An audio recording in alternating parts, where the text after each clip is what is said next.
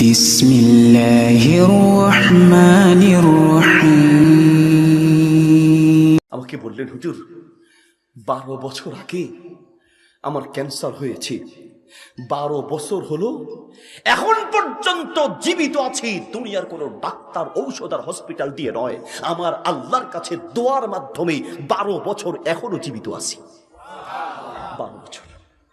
আমি অবাক হয়ে পড়লাম, কি বলেন আপনি ক্যান্সার নিয়ে 12 বছর জীবিত আছেন? বলছে হ্যাঁ হুজুর।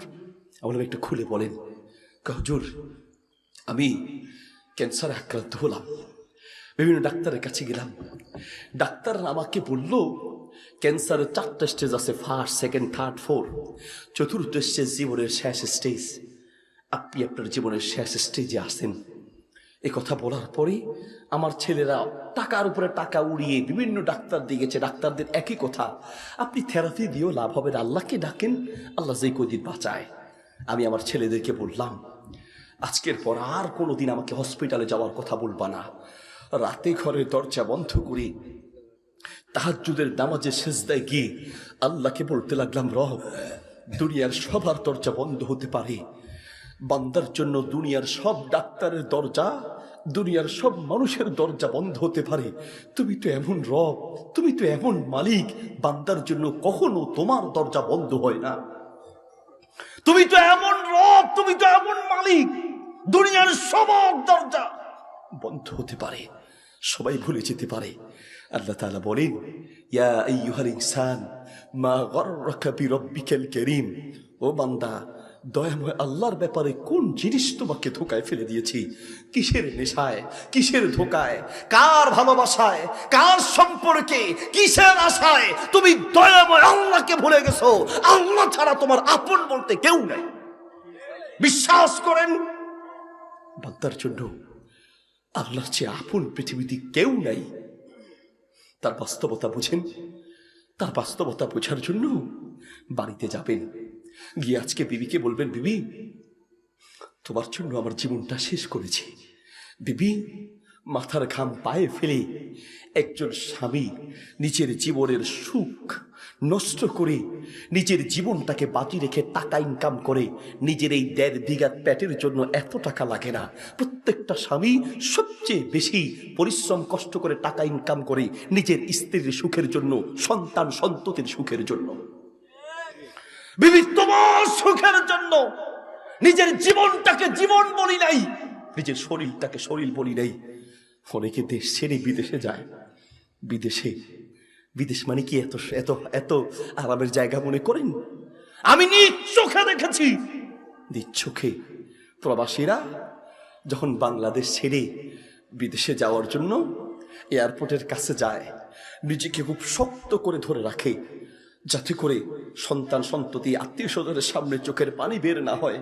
কারণ একজন পুরুষ চাইলেও চোখ দিয়ে কাঁদতে পারে না, একজন মহিলা কিছু হলেই হাউমাউ করে চোখ দিয়া কাঁদে, চিৎকার করে কাঁদতে পারে, কিন্তু একজন পুরুষ চাইলেও চোখ দিয়া কাঁদে না। পুরুষরা চোখ দিয়া কাঁদে না, পুরুষরা কলিজা দিয়া কাঁদে, কলিজা দিয়া।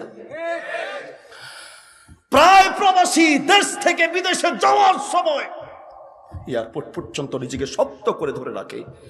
যখন এয়ারপোর্টের ভিতরে ঢুকে সবাইকে বিদায় দেয়, কলিজাটা আস্তে আস্তে করে ছোট হয়ে আসে, চোখে পানি টলমল টলমল করতে থাকে।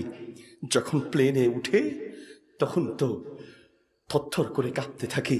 প্লেনটা যখন ছাড়ে, প্লেনের জানালা দিয়ে বাংলাদেশের দিকে তাকায় দেখে নিজের মাতৃভূমি, মায়ের দেশ, বাবার দেশ সব ছেড়ে চলে যাচ্ছে। প্লেনটা যখন আস্তে আস্তে উপরে উঠে, প্রত্যেকটা প্রবাসী কাঁদতে কাঁদতে চোখের পানি দিয়া বুক ভাসায় ফেলে নিজের মা বাবা, আত্মীয় স্বজন, বন্ধু বান্ধবী, আত্মীয় প্রতিবেশী সব কিছু ছেড়ে দেশ ছেড়ে বিদেশে গিয়েছি বিবি তোমার সুখের জন্য, তোমার সুখের জন্য। বিবি তোমার জন্য এত কিছু করলাম, বলো তো দেখি বিবি, আমি যখন দুনিয়ার থেকে বিদায় হয়ে যাব, একটা মাত্র রাত আমার সাথে আমার কবরে থাকবে, বেশি লাগবে না বিবি। আমি তো তোমার জন্য এত কিছু করলাম, আমার সাথে একটা মাত্র রাত আমি মাটির তলে একা থাকবো কি করে? একা এক রুমে থাকতে ভয় পাই, একা রাতের বেলা বাথরুমে যেতে ভয় পাই, একা একা রাস্তায় হাঁটতে ভয় পাই। বিবি প্রথম রাতটা খুব ভয় পাবো, মাটির তলে যখন আমাকে রেখে সবাই চলে আসবে, একটা রাত আমার সাথে থেকো কলিজার টুকরা ছেলে, একটা মাত্র রাত আমার সাথে আমার কবরে থেকো কলিজার টুকরা মেয়ে। বন্ধু, একটা মাত্র রাত আমাকে কবরে থেকে পাহারা দিও। আপনার বন্ধু, আপনার সন্তান সন্ততি, আপনার বিবি আপনার কবরে থাকবে, দূরে থাক। আপনি যে রুমে মারা যাবেন সেই রুমে একা থাকতে ভয় পাবে, আপনার লাশের কাছে একা থাকতে ভয় পাবে। আপনি যে খাটে মারা যাবেন সেই খাটে ঘুমাতে ভয় পাবে। আপনার আত্মীয় স্বজনরাই মাটির তলে রেখে চাপা দিয়ে সবাই চলে আসবে, ওখানে যে একা ঘুমাবেন কি করে খবর নিবে না। 2, 4, 10 বছর পরে আপনার কথা ভুলে যাবে। সারা দুনিয়াটাই ধোঁকা, আল্লাহ ছাড়া বান্দার আপন বলতে কেউ নাই। আল্লাহ ছাড়া বান্দার আপন বলতে কেউ নেই। আল্লাহ বলছেন ওয়ামাল হায়াতুদ দুনিয়া ইল্লা মাতাউল গুরুর। বান্দা, সারা দুনিয়াটাই ধোঁকা, সারা দুনিয়াটাই স্বার্থ। আজকে টাকা আছে, শ্বশুর বাড়ির সেরা জামাই তুমি, কথা মনে বুঝো নাই? শ্বশুর বাড়ির শ্বশুর শাশুড়ির সেরা জামাই তুমি। টাকা আছে, ক্ষমতা আছে, ইনকাম ভালো আছে। করোনা হয়েছে, শ্বশুর বাড়ির সেরা জামাইয়ের করোনা। জামাইয়ের করোনার কথা শুনেই মেয়েকে ফোন দিয়ে বলছে, মা রাত্রে শুনেছে করোনার পজিটিভ হয়েছে। রাত্রে মেয়েকে ফোন দিয়ে বলছে, মা রাতটা কোনো রকম আলাদা আলাদা থেকে কাটাবি, সকাল হলে আমি সিএনজি পাঠায় দিব। কোনো কথা নাই, চুপে চাপে টপ করে সিএনজিতে উঠবি, বাসায় চলে আসবি, তারপরে কি হবে দেখা যাবে। এই হলো শ্বশুর বাড়ির মহব্বত আর ভালোবাসা। পৃথিবীতে কোন শ্বশুর আর শাশুড়ি করোনা হওয়ার পরে জামাইকে কাঁধে নিয়ে হসপিটালে নিয়েছে এমন কোন প্রমাণ নাই, কোন বন্ধু নিয়েছে এমন কোন প্রমাণ নাই, কিন্তু মা কাঁধে করে নিয়েছে, বাপ নিয়েছে এমন অসংখ্য প্রমাণ আছে। ঠিক কিনা? তোমার কে আপন? তুমি তো ছিল না, তুমি তো ছিল না। তোমার যতদিন অর্থ সম্পদ আছে, বন্ধুর কাছে সেরা বন্ধু তুমি। হোটেলে গেলেই নাস্তার বিলটা আগে দিতে পারো, বন্ধুরা তোমাকেই খুঁজবে। কোন অনুষ্ঠান করবে, সবচেয়ে বেশি টাকা তুমি দিতে পারো, বন্ধুর কাছে সেরা বন্ধু তুমি। আর যখন মানিব্যাগটা খালি হয়ে যাবে, যখন দেওয়া বন্ধ হয়ে যাবে, বন্ধুরা বলবি ও বন্ধু হওয়ার যোগ্যতা নাই। তোমার সব যোগ্যতা তোমার টাকার উপরে, তোমার সব যোগ্যতা তোমার অর্থের উপরে, তোমার সব যোগ্যতা তোমার ক্ষমতার উপরে।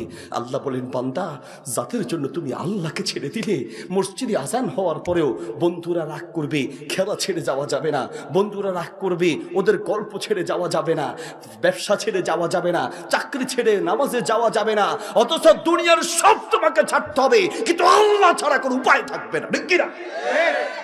মসজিদের আজান হচ্ছে, আল্লাহু আকবার, তুমি এর মানে বোঝো? আল্লাহু আকবার মানে তো তুমি বোঝো।